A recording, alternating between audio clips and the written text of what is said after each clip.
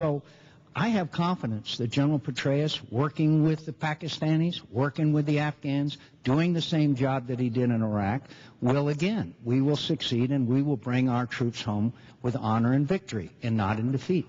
Senator McCain, this question is for you from the internet. It's from Alden in Hewitt, Texas.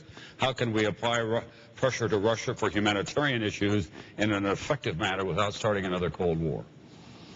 First of all, I say I don't think we're not going to have another Cold War with Russia, but have no doubt that Russia's behavior is certainly outside the norms of behavior that we would expect for nations which are very wealthy, as Russia has become because of their petrodollars.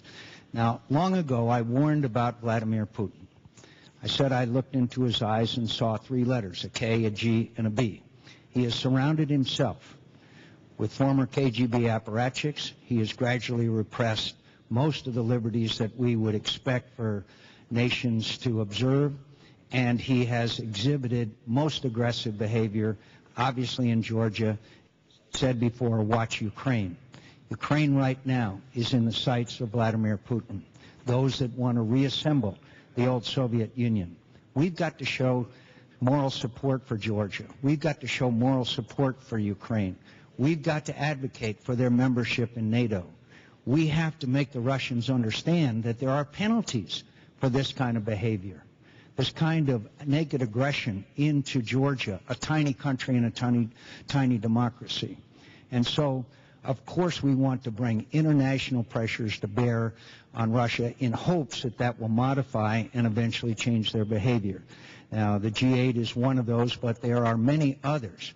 But the Russians must understand that these kinds of actions and activities are not acceptable, and hopefully we will use the leverage, economic, diplomatic, and others, united with our allies and friends in Europe who are equally disturbed as we are about their recent behavior. Senator Obama, it will not be a reignition of the Cold War, but Russia is a challenge. Senator Obama, we're winding down, so if we can keep track of the time. Well, the resurgence of Russia is one of the central issues that we're going to have to deal with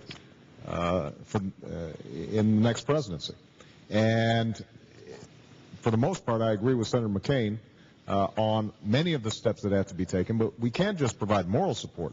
We've got to provide moral support to the Poles and Estonia and Latvia and all the nations that were former Soviet satellites, but we've also got to provide them with financial and concrete assistance to help rebuild their economies.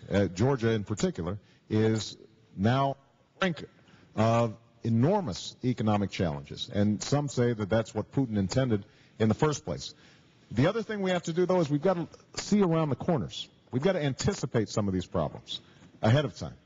Now, back in April, I put out a statement saying that the situation in Georgia was unsustainable because you had Russian peacekeepers in these territories that were under dispute.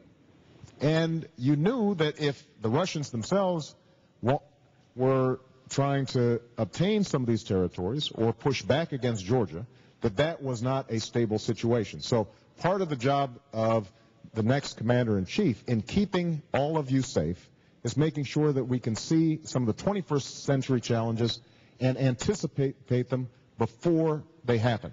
We haven't been doing enough of that. We tend to be reactive. That's what we've been doing over the last 8 years, and that has actually made us more safe. That's part of what happened in Afghanistan, where we rushed into Iraq, and Senator McCain and President Bush suggested that it wasn't that important to catch bin Laden right now and that we could muddle through, and that has cost us dearly.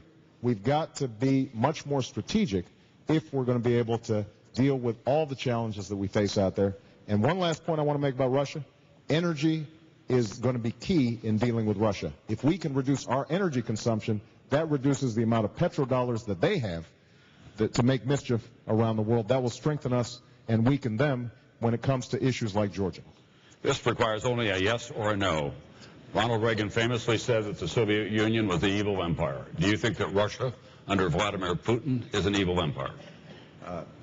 I think they've engaged in evil behavior, and I think that it is important that we understand they're not the old Soviet Union, but they still have nationalist